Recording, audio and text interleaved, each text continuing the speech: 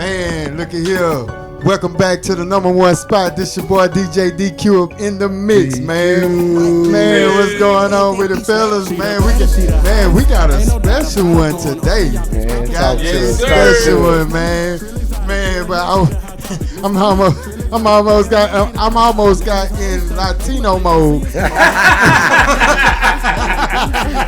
speaking Spanish, huh?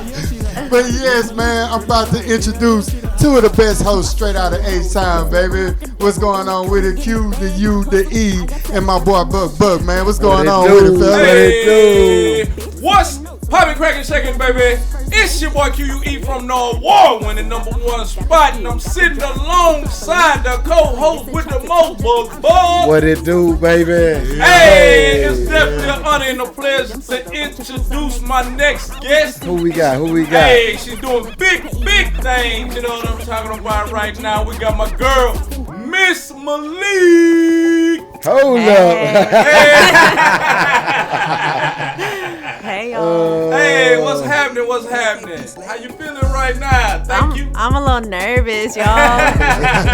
Thank y'all for having me. Hey, yeah, we appreciate you for coming. We appreciate you. Hey, It's a sit pleasure. down with the number one spot. Absolutely. Hey, we're gonna get right into it right now. Hold up, don't do it. You start off slow with Alright, it. Take it we're gonna take it easy. Yeah. We're gonna warm up to Okay. it. Okay, we're gonna stretch first. Yeah, we're gonna stretch. Do our jumping jacks. Tell us some Already. push-ups. Okay. She already nervous. Yeah. Already. But Miss Malik, I saw where you're part, I guess Mexican and Pakistani. Right. Yeah. Okay. And I saw where it's just saying that you kind of had like I guess trouble fitting in with friends and stuff like that. Like just talk to us a little bit about that. Like what do you mean It was by crazy. that? Yeah. It was kind of crazy. So, my mom's Hispanic and my dad, well, Hispanic, but from Texas, Yeah, okay. from a border town. Yeah. So, Okay. Born and small raised in town. Houston. Born and raised in So I was born in Houston. Okay. However, I moved around different cities. Yeah, So okay. that kind of goes in conjunction with the can't fit in. So I lived in Austin, Laredo, Dallas. Oh wow. Yeah. Wow, I did a lot of moves around. Yeah. Okay. So it was a little unstable. You know, my parents were trying to, whatever they were trying to do. Yeah. Yeah. But it was crazy because I couldn't really figure out where I belonged.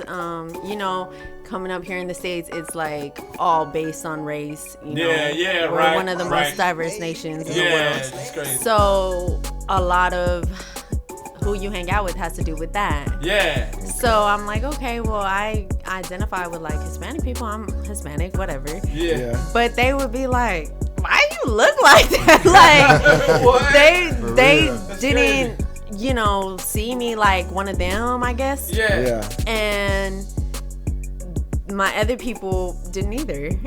Wow.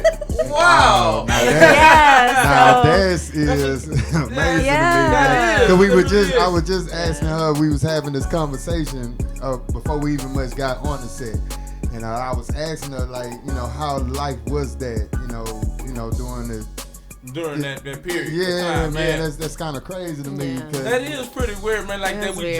judge a book by its cover. It's like, why does that any of Yeah, that matter? Why does yeah, it right. matter? Yeah, exactly. because we've been socialized. Yeah, that that's way. all it is. Yeah. Yeah, we've been conditioned to think a certain way. You know, Yeah. So it was confusing just trying to figure out like where I fit in. I knew how I felt about stuff and like what I felt fine, but then when I would see the way people would receive me or wouldn't receive me, that would mess me up. I'd be like, okay, like I would have to reevaluate what was going on, and I couldn't really go to anybody for guidance because like my parents didn't have any concept of what I was going through. Right. You know, my siblings were going through similar situations, but they were also just like lost. Yeah. You know, and then with everything else we had going on within our family, it was just a lot. So it was like.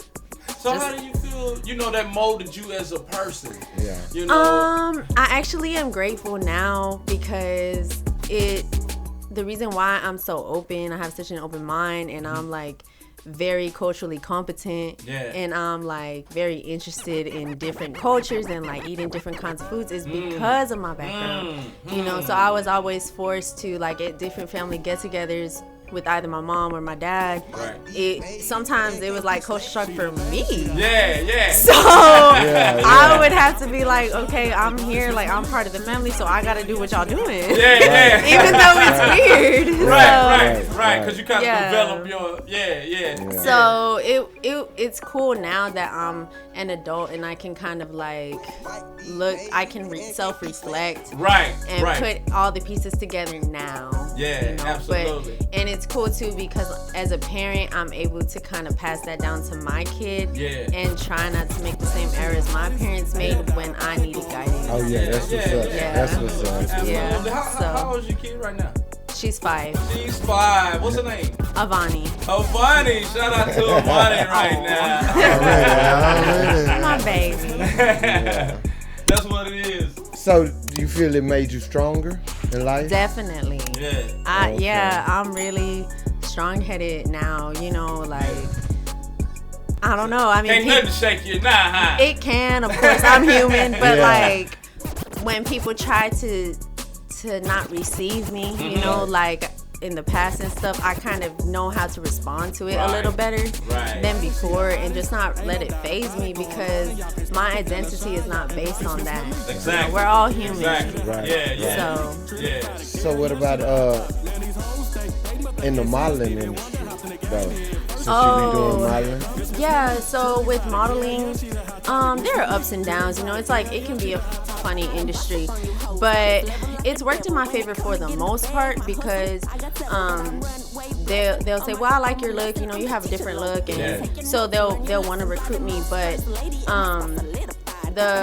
in the modeling industry, I get the most love and reception from like black fashion shows and African fashion shows, and I get a lot of work with them, honestly.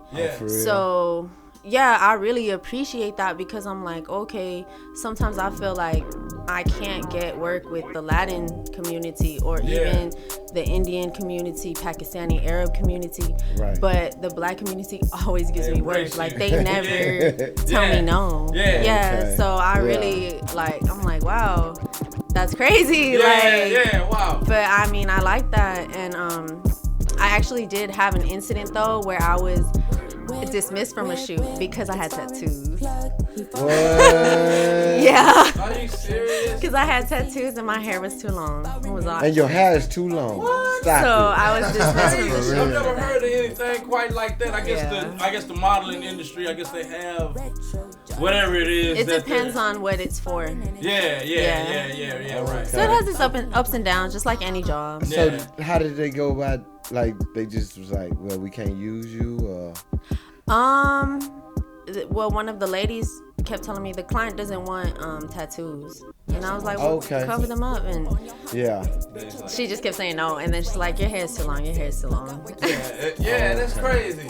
So just like in your experience with modeling and stuff like that, like I'm sure you've grown and stuff like that, so what do you feel like you've learned and things you can do differently and I've stuff learned like to that? be careful, you know, keep the communication, always keep the communication. You want to establish rapport.